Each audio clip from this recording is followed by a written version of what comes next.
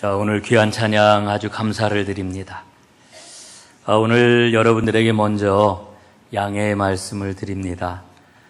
우리는 말씀 묵상 노트 52주를 가지고 지금 신앙생활을 하고 있는데, 오늘은 여러분들에게 이미 나누어 드린 대로 주신 그런 그 말씀을 오늘 본문으로 삼지를 못하고 어버이 주일이기 때문에 본문 말씀을 바꾸었습니다. 그렇게 여러분들께서 이해해 주시고 오늘 주어진 선포되는 그런 그 말씀의 본문을 가지고 한 주간 묵상을 해 주시면은 감사하겠습니다.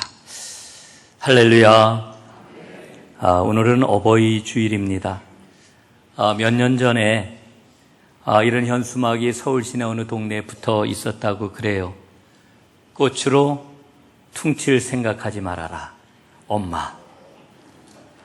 아마 그 카네이션 한 송이로 지나가려고 하는 자녀들에게 주는 엄마의 그런 게 옐로우 카드가 아닌가 이런 생각을 합니다. 요즘 그 속회 신방을 계속하고 있는데 어떤 한 속회에서 이런 기도 제목을 나누었습니다. 아이들이 대학생이 되니까 이제껏 보이지 않던 부모님이 보입니다. 전에는 잘 헤아리지 못하였는데 이제는 나이 드신 엄마 아빠가 먼 곳에 가는 것도 귀찮다고 하십니다. 가까운 곳으로 잠깐 다녀오자고 하십니다. 그동안 부모님이 이렇게 나이 드시고 기운이 약해지시고 건강 때문에 멀리 가는 것을 꺼리시는 모습 앞에 죄송스러운 마음을 떨쳐낼 수가 없습니다. 우리 엄마 아빠 건강하시기를 간절히 기도합니다. 아마 모든 자녀들의 마음이 아닐까 이런 생각이 듭니다. 여러분, 예전에는 개천에서 용이 나던 때가 있었습니다. 어렵고 가난했던 시절이었고요. 그 가난을 딛고 성공하는 자녀들을 키워낸 자랑스러운 가난한 부모님들이 계셨습니다. 그것은 우리 전 사회적으로 보게 되면은 그 이야기가 들릴 때마다 사람들은 마음속에 사랑의 마음이 막 부릴듯 일어나고 수많은 사람들이 희망을 붙잡곤 했습니다. 우리나라만 그랬던 게 아니라 미국에서도 그랬던 모양입니다. 지난 금요일 밤 기도회 때 여러분에게 소개했던 이야기 있지만 한 번 더 소개를 하려고 합니다. 미국 조지아주에 어거스타라고 하는 도시가 있습니다. 이곳에서 자란 한 소년이 있었지요. 집이 매우 가난했습니다. 아버지가 안 계셨기 때문이었습니다. 어머니는 오늘 우리식으로 다 표현을 하면은 바느질을 하면서 아이를 키웠습니다. 청소를 하면서 아들을 키웠습니다. 그런데 이 아들이 공부를 참 잘했습니다. 고등학교를 졸업을 하고 미국 최고의 명문 대학 가운데 하나인 프린스턴 대학에 입학을 하게 되었습니다.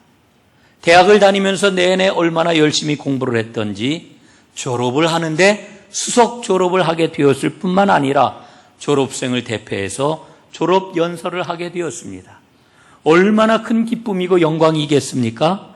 그런데 어머니가 아들에게 이야기를 합니다. 얘야, 나는 졸업식에 못 갈 것 같다. 나 졸업식에 안 가도 괜찮지 않겠어? 보니까 그 어머니가 졸업식에 입고 갈 옷이 변변치가 않았던 겁니다. 아들의 명예를 위해서 혹이라도 누가 될까 봐 졸업식에 못 가겠다고 이야기를 한 것이지요. 그러자 아들이 엄마의 손을 붙잡고 이야기를 합니다. 엄마, 어떤 일이 있어도 엄마가 졸업식에 오셔야 졸업식이 됩니다. 엄마가 없는 졸업식은 졸업식이 아닙니다. 강권을 했습니다. 그래서 어머니는 졸업식에 참석을 했지요. 그러나 앞자리에 앉지를 못하고 뒤편 구석진 자리에서 아들을 조심스럽게 살펴봅니다. 아들이 졸업식 연설을 훌륭하게 마쳤습니다. 그리고 마지막으로는 이렇게 이야기를 하지요. 제가 이처럼 무사히 대학을 졸업하게 된 것은 하나님의 인도하심 때문이었습니다. 또 나를 잘 가르쳐 주신 교수님들 덕택입니다. 그러나 무엇보다도 저 때문에 고생을 하시며 학비를 마련해 주신 어머니의 은혜 때문입니다. 그리고는 총장님으로부터 받은 금메달을 자신의 목에다 걸지를 않았습니다. 두 손으로 정성껏 받아 들고서는 어머니가 계신 자리로 걸어갑니다. 그리고는 어머니의 그 목에다가 메달을 걸어드립니다. 그리고는 이렇게 이야기를 합니다. 어머니 감사합니다. 이것은 제가 받을 것이 아니라 어머니께서 받으셔야 합니다. 얼마나 큰 감동입니까? 졸업식에 참석했던 모든 청중들은 눈시울이 뜨거워졌습니다. 후에 28대 미국 대통령이 된 우드로우 윌슨 대통령 이야기입니다. 이런 감동적인 이야기를 우리는 들을 때마다 참 마음에 큰 도전을 받고 이렇습니다마는 안타깝게도 최근에는 이런 류의 이야기를 듣는 것이 참 어려운 시대가 되고 말았습니다. 제 친구 목사가 목회를 하는데 이 친구가 얼마 전에 만났더니 5월 27일 그리스의 산토리니를 간다고 이야기를 하는 것이었습니다. 산토리니가 그렇게 좋다고 그러더라고요. 그래서 제가 깜짝 놀래가지고 아니 갑자기 웬 산토리니 하고 물었더니 이렇게 이야기를 합니다. 결혼식 주례를 하러 가. 그래서 야 대단하다. 어떻게 결혼식 주례를 하러 산토리니까지 하지? 그랬더니 그 스토리를 들려주었습니다. 교회 권사님이 한 분 계신데 그 아들이 미국에서 공부를 아주 열심히 했습니다. 그리고 굉장히 좋은 직장을 잡았다고 그래요. 그런데 좋은 직장을 잡은 게 아니라 거기에서 신부감도 만났습니다. 한국 아가씨였습니다. 그래서 두 사람은 결혼식은 우리 한국에 들어가서 부모님과 여러 친지들과 함께 한국식으로 올리자. 이렇게 두 사람이 마음을 먹고서는 한국에 들어왔다고 그래요. 이제 결혼식 날짜를 잡고 결혼식장을 예약하기 위해서 여기저기 식장을 다녀봅니다. 그런데 다녀보다가 그만 한국의 결혼식 관행이 너무너무 힘들다는 것을 알게 되었습니다. 너무나도 복잡하고 신경 쓸 일도 너무나도 많고 예식장 빌리는 것은 물론이고 비용도 만만치가 않았습니다. 그래서 두 사람이 파격적인 결정을 했습니다. 자기들이 결혼식을 올리고 나서 그리스 산토리니로 신혼여행을 가려고 그랬는데 아예 한국에서 식을 올리지 말고 산토리니에 가서 식을 올리자 이렇게 결정을 한 겁니다. 많은 사람들 초청하는 것을 생략하고 양가 부모님만 모시고 그 앞에서 조촐하게 식을 의미 있게 올리자 이렇게 마음을 먹은 거지요. 그리고는 그들이 그 양가 부모님에게 엄마 아버지에게 얘기를 합니다. 이참에 저희가 부모님들 여행을 시켜드리는 거예요. 이렇게 이야기를 했습니다. 부모님들에게 얼마나 큰 선물이 됐겠습니까? 평생의 기억이 될 아주 귀한 선물이 되었지요. 그리고는 덩달아 주례 목사님 네 분에게 산토리니로 오셔서 주례를 해주세요. 이리고서는 초청을 한 겁니다. 그래서 이 목사님은 예정에도 없던 일주일간의 산토리니 여행을 하게 된 것이지요. 저는 그 이야기를 듣고 참 자유롭고도 젊은 세대로구나 하는 생각이 들었습니다. 제가 부럽다 이러면서 그 다음에 뭐라고 이야기를 했느냐 하면 이렇게 물었습니다. 그 권사님이 목사님 네 분을 모시고 산토리니를 갔다 오고 나서 교회에서 좀 으스대면 어떡하지? 그거 가지고 자랑하면 어떡하지? 다른 교인들이 그것 때문에 마음에 상처가 되면 어떡하지? 하고 제가 물었어요.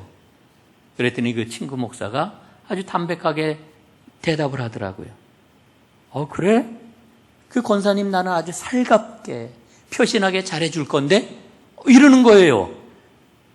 그래서 그게 무슨 소리야? 그랬더니 그 다음에 이렇게 이야기를 합니다.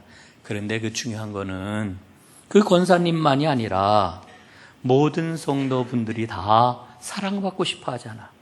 또 특별하게 사랑을 표시할 수 있는 기회를 갖기를 원하잖아. 자기의 처지와 상황에 따라서 그 상황을 이야기하고 지지받고 싶어 하잖아.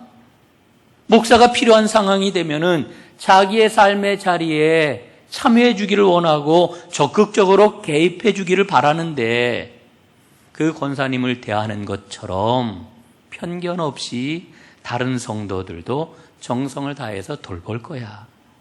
편견 없이 시의적절하게 성도들을 돌보는 게 관건이라고 나도 생각을 해. 이렇게 이야기를 했어요. 그러니까 사랑의 마음을 가지고 그 사랑을 적극적으로 실천하는 게 중요하다. 이렇게 제게 이야기를 한 거지요. 저는 그 이야기를 들으면서 문득 하나님의 사랑이 어떤 것일까 하는 생각을 했습니다. 여러분 보세요. 자녀들은 자신의 필요를 채워주는 어머니의 사랑을 체험을 하면서 어머니는 나의 모든 필요를 채워주는 사람이로구나 확신을 갖게 되지 않겠습니까? 그런데 이 확신을 갖는 게 인생을 튼튼하게 받쳐주는 근원적인 힘이 되는 거지요. 저는 하나님의 사랑을 설명하자면 이와 똑같다고 생각을 합니다. 여러분, 하나님이 우리를 사랑하셔요. 하나님이 우리를 사랑하셔요. 여러분을 사랑하셔요. 그런데 여러분, 하나님의 사랑이 똑같을까요? 똑같지 않을까요? 어떻습니까? 하나님의 사랑이 동일해요? 여러분 그렇게 생각하십니까? 여러분, 하나님의 사랑은 동일하지 않아요. 똑같지 않아요. 절대 똑같지 않습니다. 사랑하는 모습이 똑같지 않고요. 사랑하는 방법이 똑같지 않고요. 사랑하는 양도 동일하지 않아요. 그런데 우리를 사랑하시는 사랑의 질에서는 동일해요. 우리를 살리시고 우리를 온전하게 하시는 사랑. 이게 바로 하나님의 사랑입니다. 그 사랑을 제대로 체험을 하기만 하면은, 그 사랑을 제대로 맛보기만 하면은 착각을 하는 거예요. 하나님이 나만 사랑하시는가 봐. 하나님이 나만 좋아하시는가 봐. 여러분, 이게 착각일까요? 이건 진실이고 진리예요. 그렇게 생각할 수 있어요. 여러분, 제 친구 목사가 이야기한 것도 같은 맥락입니다. 여러분, 하나님께서 우리에게 부모님을 주신 이유가 있어요. 사랑으로 살아가라고. 사랑으로 살아가라고. 여러분, 부모님의 사랑은 모든 사랑의 출발입니다. 심지어 하나님의 사랑을 받는 것, 하나님의 사랑을 누리는 것, 이것도 부모님의 사랑으로부터 시작되는 거예요. 여러분, 부모님의 사랑을 충분하게 온전하게 받지 못하면은요, 여러분 미안하지만 하나님 아버지가 내려주시는 사랑, 하나님과의 사랑의 관계 온전히 맺지 못해요. 이거 반드시 이 문제가 해결이 돼야 됩니다. 여러분, 자식에 대한 부모님의 마음은 세상 그 어느 것하고도 비교할 수가 없지요. 어머니의 마음을 한번 생각을 해보세요. 아기를 가졌어요. 예? 우리 김진아 집사님이 오늘 아기를 가진 지 14주 됐다고 와서 기도를 받고 이제 그 어린이 예배에 갔는데 셋째를 가졌어요. 예? 얼마나 제가 기쁘고 감사한지 정말 마음을 다하여서 기도를 했어요. 여러분, 아기를 가진 엄마의 마음을 한번 생각을 해보세요. 임신을 하게 된 그 엄마의 그런 그 마음은 온통 아기 생각뿐입니다. 남편들 죄송하지만 아기가 그렇게 생기면은요, 남편은 안중에도 없어요. 예? 그렇게 자동적으로 되는 겁니다. 그렇게 좋아하던 커피도 끊어요. 우유를 싫어해가지고 먹지도 않았는데 아기한테 좋다니까 하루에 3잔, 5잔 막 마셔요. 길을 걸을 때도 조심을 해요.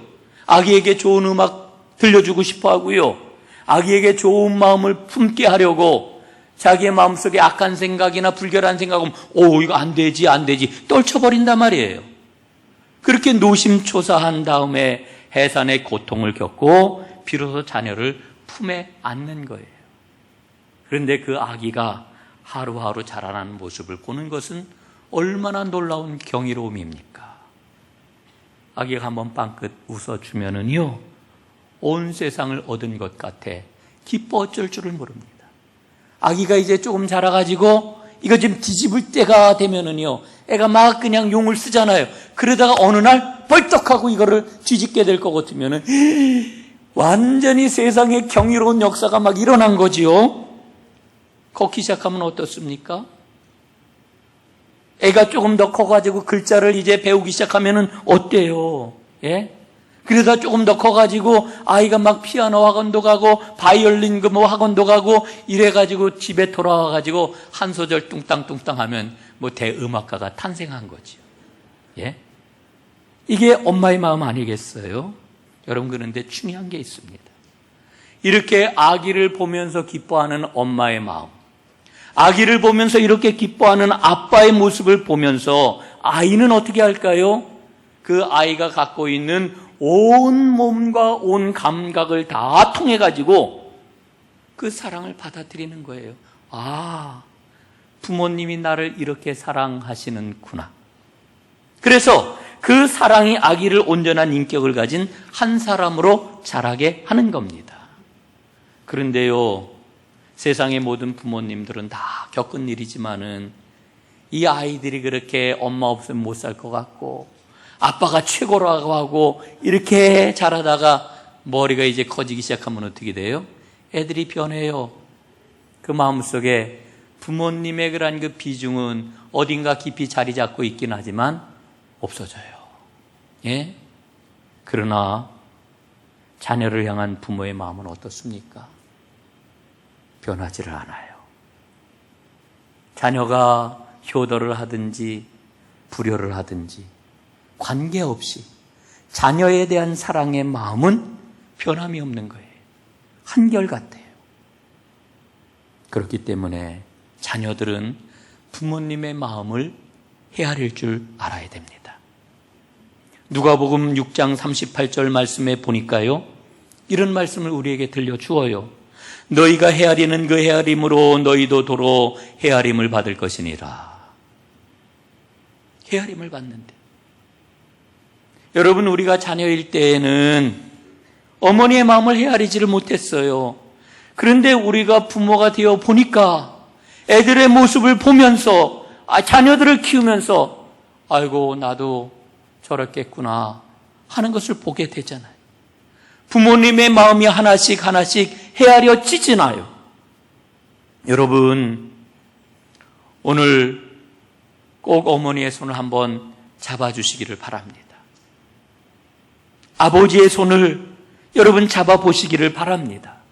그리고 그 마음을 헤아려 보시기를 바랍니다. 아마 이 자리에는 부모님이 이미 이 세상을 떠나 하나님 나라로 가신 분들도 있을 거예요.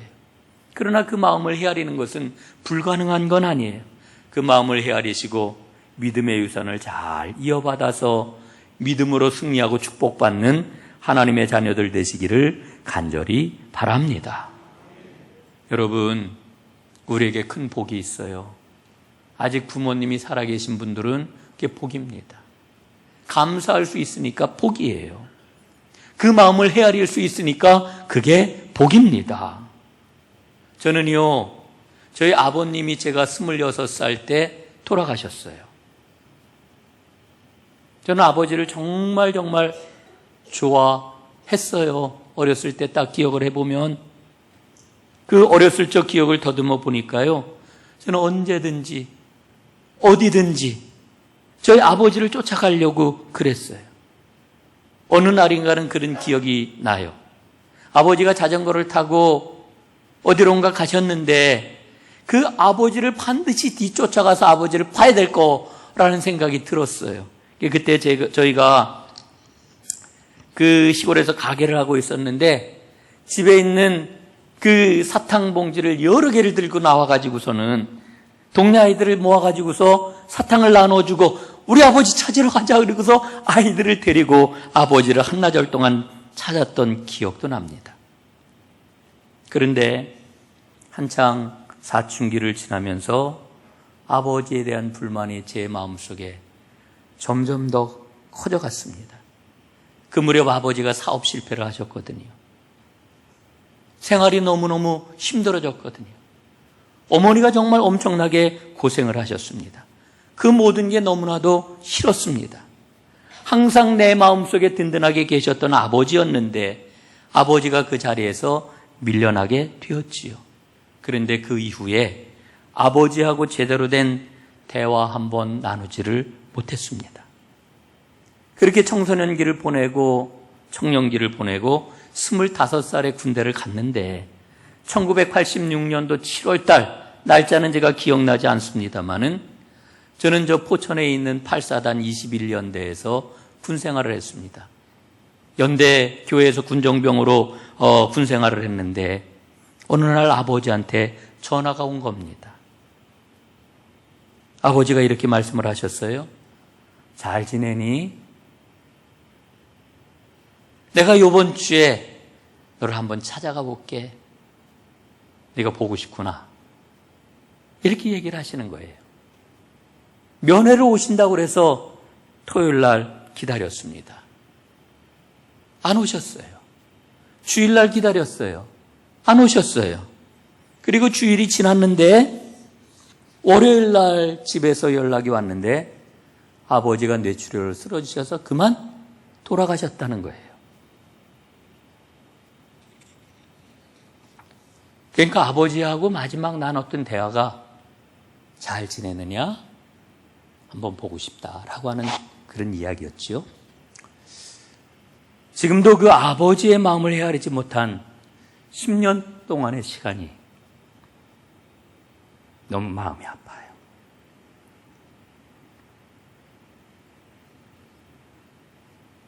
너무나 죄송하고, 그래서 제가 군대를 제대하고 좀 성인이 되어가지고 아버지를 만났으면 그 마음을 위로해드렸을 텐데, 누가 뭐라고 그래도 나는 아버지의 아들이다 이렇게 말씀을 해드렸을 텐데 그걸 못한 거지요. 여러분, 부모님의 마음을 우리가 헤아려야 됩니다. 하나님 그게 잘 섬기는 거예요. 우리 하나님 잘 섬기는 거를 너무 종교적으로 생각을 해요. 너무 교회 안에서 행하는 어떤 특정한 걸로만 생각을 해요. 그렇지 않습니다. 부모님의 마음을 잘 헤아려 드리고 아버지, 어머니에게 잘 해드리는 것, 이것이 우리가 부모님에게 드릴 수 있는 가장 값진 선물입니다. 여러분, 우리가 성경을 보게 되면은 성경이 일러주고 있는 부모님에 대한 가르침 그리고 자녀에 대한 가르침이 너무너무나 분명합니다. 에베소서 6장 말씀을 보니까요, 1절로 3절까지 이렇게 말씀이 기록되어 있어요. 자녀들아, 주 안에서 너희 부모에게 순종하라. 이것이 옳으니라. 내 아버지와 어머니를 공경하라. 이것은 약속이 있는 첫 계명이니 이로써 내가 잘 되고 땅에서 장수하리라. 여러분, 부모님께 마땅히 순종하고 공경해야 합니다. 순종이 외적인 행동을 강조하는 것이라고 하면은 공경은 내적인 태도를 말하는 거예요. 우리의 행동뿐만 아니라 우리의 마음으로 부모님을 존중해야 된다는 거지요. 이게 땅에서 잘 되고 복을 받는 비결이래요. 여러분, 이건 하나님의 명령입니다. 내 부모를 공경하라. 이런 분명히 명령이잖아요. 그런데 이 말씀을 묵상해 보면 또 다른 깨달음을 우리에게 주셔요. 그것은 하나님의 명령일 뿐만 아니라 부모님께 순종하고 부모님을 공경하는 것이 이 땅에서 살아가는 그리스도인의 사명이라고 하는 거예요. 사명이에요, 사명. 여러분, 부모님께 순종하고 공경하는 여러분들 되시기를 간절히 바랍니다. 두 번째로는 부모들은 자녀들의 믿음의 본이 되어야 합니다. 에베소서 6장 4절 말씀 보니까요, 또 아비들아, 너희 자녀를 노엽게 하지 말고 오직 주의 교훈과 훈계로 양육하라 말씀합니다. 신앙은 양육이지요. 자라나는 겁니다. 자라나는 거예요. 우리의 신앙은 자라나야 됩니다. 부모가 본을 보이는 거고 앞장서서 걷는 것, 이게 신앙이에요. 부모는 그렇게 안 하고 말로만 하면은 아이들이 다 알잖아요. 여러분 개 이야기 다 알지 않습니까? 개가 어떻게 걸어요? 옆으로 걷잖아. 옆으로 막 하잖아. 그런데 자기 자녀에게 뭐라 그래요? 똑바로 걸어라, 똑바로 걸어라 이렇게 한다는 거 아닙니까? 그러니까 우리가 너무나 잘 아는 우스운 그런 그 이야기지만 여러분 저는 우리 교회 성도님들 가정 가운데 정성껏 가정 예배를 드리는 가정들을 알고 있습니다. 그 자녀들을 제가 유심히 봅니다. 얼마나 하나님이 기뻐하시는 자녀들로 자라나는지를 봅니다. 사랑하는 여러분, 무릎을 꿇고 기도하는 부모들은 그 보고 자란 것처럼 기도하는 자녀가 됩니다. 말씀을 읽고 마음에 새기면서 살아가는 것을 본 자녀들, 말씀의 인도를 받습니다. 섬기며 봉사하는 삶을 살아가는 것을 본 자녀들, 마찬가지로 봉사해요. 이제 말씀을 마무리하겠습니다. 오늘 어버이 주일을 맞으면서 우리 모든 자녀들은 부모님의 마음을 헤아려야 합니다. 또한 부모들은 진실한 믿음으로 자녀들에게 믿음의 본을 보여야 합니다. 그러면은 그 가정은 틀림없는 형통하는 믿음의 가정이 될 것입니다. 사랑하는 여러분, 대를 이어서 믿음을 이어가는 위대한 그리스도인들의 가문이 다 되시기를 주님의 이름으로 축복합니다. 기도하겠습니다. 아버지 하나님 고맙습니다.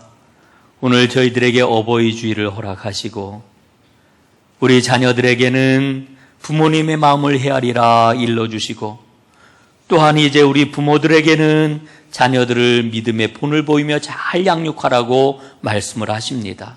아버지 하나님, 이 믿음의 길을 온전히 걸어 하나님의 은혜와 복으로 형통한 가정을 이루게 하옵시고 하나님 앞에 영광 돌리며 쓰임받는 아름다운 믿음의 가문을 다 이루도록 축복하여 주시옵소서. 예수님 이름으로 기도드리옵나이다. 아멘.